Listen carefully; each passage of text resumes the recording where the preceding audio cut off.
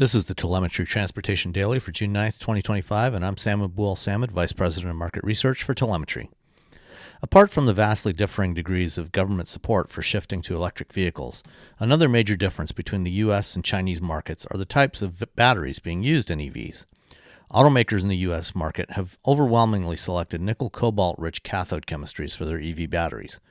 While these cell chemistries offer higher energy density and potentially longer driving range per charge than other chemistries, the nickel and cobalt are more sensitive to price volatility, and nickel cathodes are more prone to thermal runaway.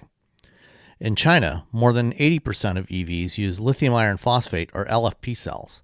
The critical materials besides lithium are iron and phosphorus, which are more widely available and relatively price stable. This chemistry is also safer and far more durable, enabling hundreds of thousands of miles of use.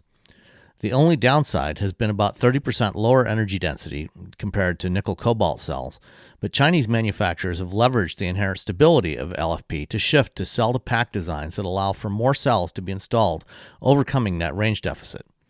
Despite the fact that LFP cells were invented in the U.S., they have never been manufactured here in high volume.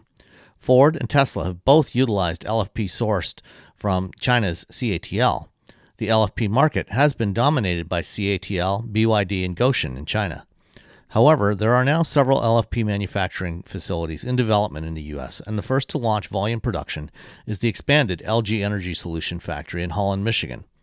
That plant also produces nickel-manganese cobalt cells for GM, Ford, Stellantis, and others, and has grown from 5 gigawatt-hours of annual capacity to 25 gigawatt-hours. Initial LFP production is focused on long-format pouch cells for stationary energy storage systems, but there is no technical reason that it couldn't also produce automotive cells as well. The LG facility is a first step towards expanding the use of LFP in the U.S. market, along with other plants from Amplify Cell Technologies, Our Next Energy, if it doesn't run out of funding, and Ford, if its Marshall, Michigan factory isn't derailed by politics. Thanks for listening.